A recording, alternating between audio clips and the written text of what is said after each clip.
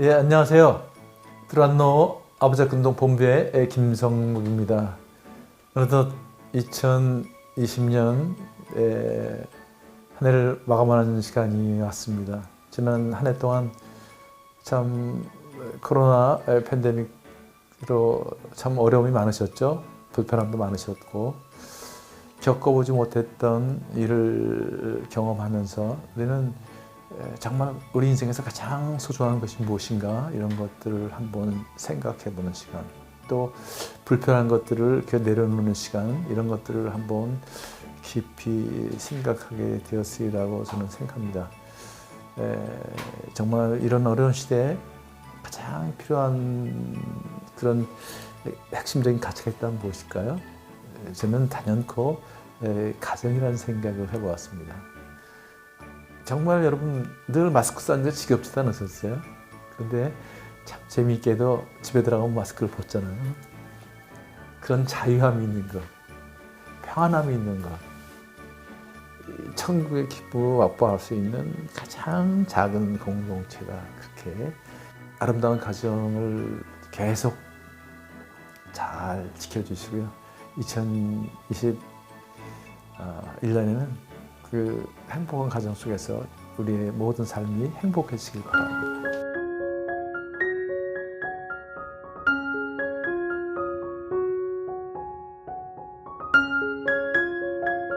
언젠가 제가 아내와 함께 부부의 성을 주제로 특강을 한 적이 있었습니다. 참 어려운 주제였지만 은혜 가운데 마칠 수 있었습니다. 강의가 끝난 후에 한 분이 전화로 상담을 요청해 왔습니다.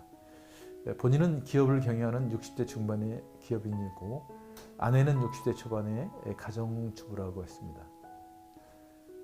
이분이 아직 성적인 욕구가 있어서 아내한테 접근하면 아내는 밀어내면서 품있게 살아 라고 한다는 것입니다.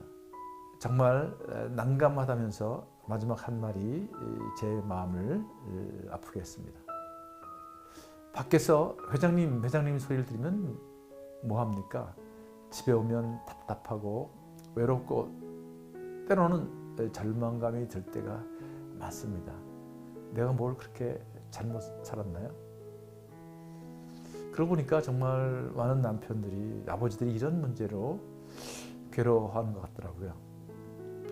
60대 중반 인생을 잘 통합해서 멋진 삶의 유산을 우리 자녀들과 후손들에게 물려줘야 하는 아주 중요한 시기인데 그때 삶의 뿌리가 흔들리는 그런 절망을 경험한다는 것입니다. 사회에서는 업적을 남겼지만 가정을 위해서는 남긴 것이 없다는, 쉽게 얘기하면 집은 남겼지만 가정을 남기지 못한 거 아닌가? 이런 아픔이 있다는 것이죠. 사실 나이가 들면 남편이나 아버지는 업적으로 평가받는 게 아니라 관계로 평가를 받습니다. 관계가 무너진 상태에서는 모든 것이 다 사실 아픔일 뿐입니다.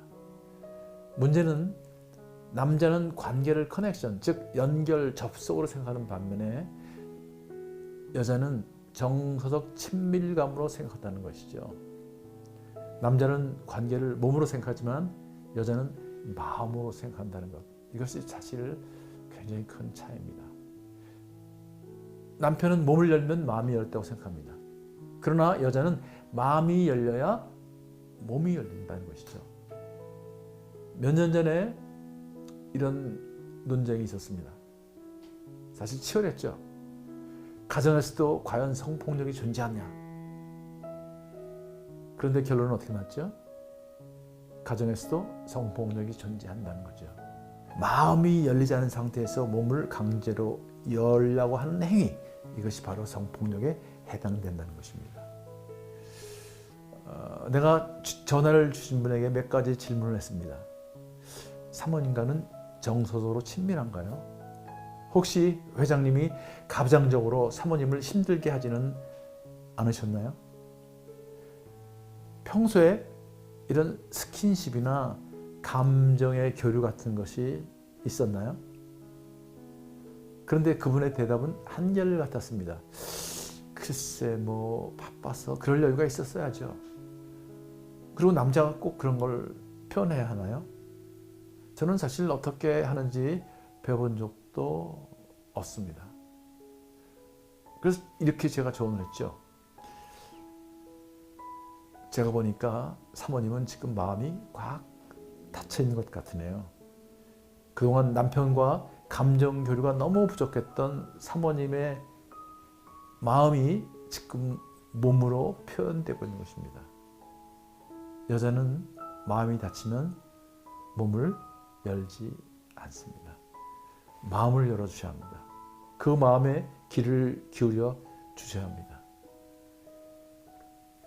귀로 듣는 것이 아니라 마음으로 듣고, 입으로 먹는 것이 아니라 마음으로 먹는다는 말이 있습니다. 성생활이야말로 몸이 아니라 마음으로 하는 것입니다. 남자는 몸만 같이 쓰면 그만이라고 생각합니다.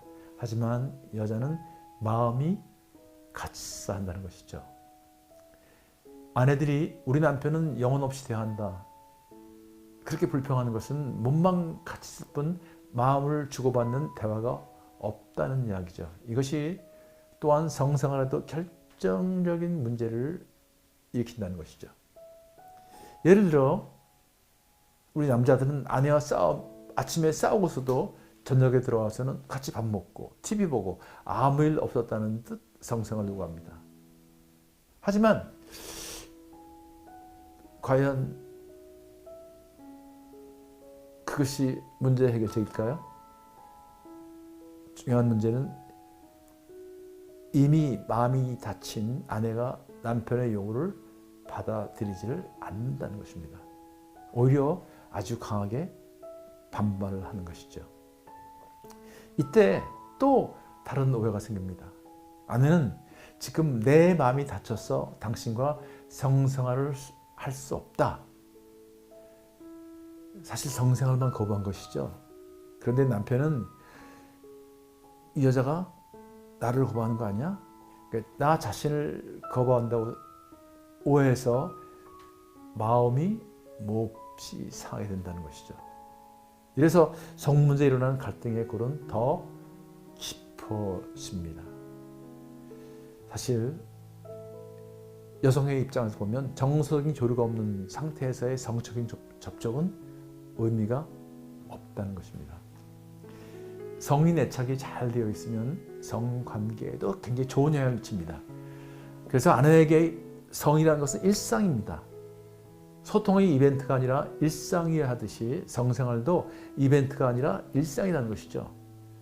쉽게 얘기하면 아침에 일어나서 가볍게 인사하고 또 부드럽게 만져주기도 하고 눈으로 서로 교감하기도 하고 또 이야기를 듣고 들어주고 아내가 음식을 맛있게 먹어주고 또 고맙다고 표현도 하고 또 당신이 행복하다는 이야기, 사랑한다는 그런 고백도 하고, 그래서 정말 당신이 나에게 가장 소중한 존재라는 사실을 확인시켜주고 나는 언제든 당신 편이라는 것, 이런 것들을 확인시켜주는 것, 이것이 다 성생활 그 자체라는 것입니다.